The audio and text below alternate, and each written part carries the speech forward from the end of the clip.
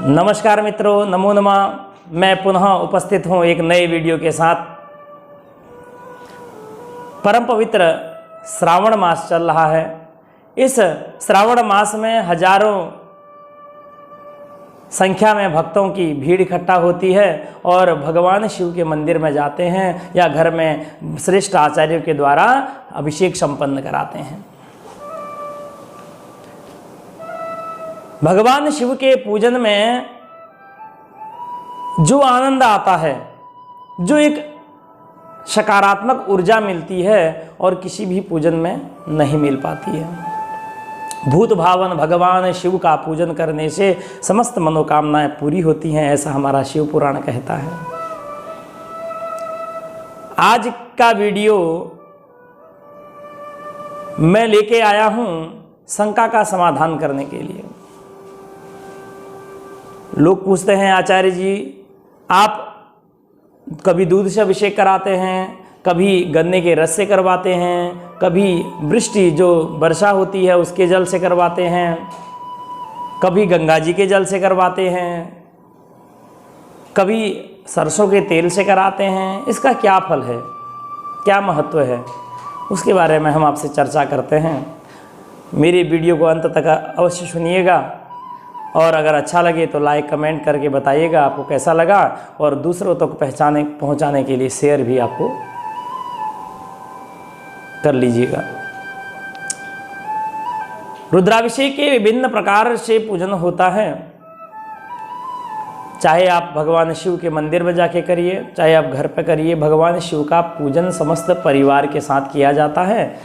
भगवान गणपति, माता पार्वती, कार्तिकेय भगवान, नंदीश्वर, सर्प देवता, वीरभद्र, असंख्यात रुद्र, कुबेर देवता, अनेक जो उनके प्रधान गण हैं, और स्वयं साक्षात भगवान भोलेनाथ।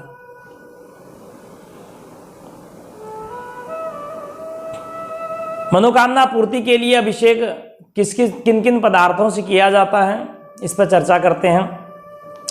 जो वृष्टि होती है, वर्षा होती है, बरसात का जल एकत्र करके अगर हम भगवान शिव का पूजन करें, अभिषेक करें अष्टाध्यायी से, रुद्राष्टाध्यायी से, तो वर्षा अच्छी होती है।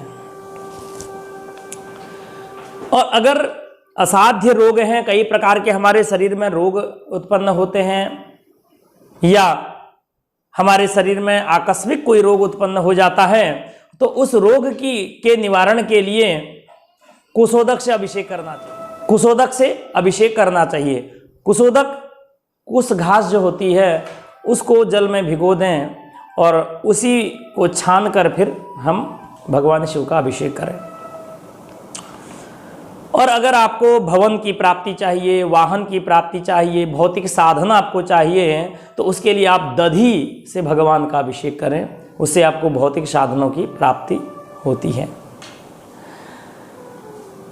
गौ के दूध से या शुद्ध घी से, गौ का पवित्र घी हो और घृत हो, और या गौ माता का पवित्र दुग्ध हो, उससे अगर हम भगवान शिव का अभिषेक करते हैं तो उससे आरोग्यता प्राप्ति होती है, लोग निरोगी रहते हैं।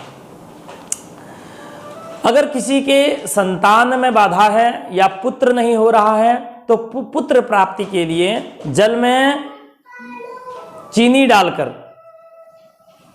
उसको थोड़ा मधुर बना लें, मीठा बना लें, और शक्कर मिश्रित जल से, चीनी मिश्रित जल से भगवान शिव का अभिषेक करें तो पुत्र की प्राप्ति होती है। अगर कोई वृद्ध व्यक्ति है, उसको मोक्ष नहीं मिल पा रहा है, बीमारी हालत में है, तो कहा जाता है कि तीर्थ का जल लाकर और तीर्थ के जल से अगर भगवान शिव का हम लोग अभिषेक करते हैं तो उस व्यक्ति को मोक्ष की प्राप्ति होती है। सहस्त्र नाम मंत्रों का उच्चारण करते हुए घी की धारा से रुद्राभिषेक करने पर वंश का विस्तार होता है। लक्ष्मी की प्राप्ति अगर किसी व्यक्ति को चाहिए तो गन्ने के रस से अभिषेक करने से उसके घर में लक्ष्मी की कमी नहीं होती है और लक्ष्मी की प्राप्ति होती है। गिलोय, गुर्च जिसे कहते हैं, गिलोय जिसे कहते हैं, उसके रस से उसको पीस कर पहले जो विधान सिलबट्टे का होता था, अगर सिलबट्टा नहीं है तो मिक्सी में उसको पीस कर, उसको छान कर, उससे भी भगवान शिव का अभिषेक करने से आकस्मिक जो हमारे शरीर में रोग होते हैं उससे छुटकारा मिलता है।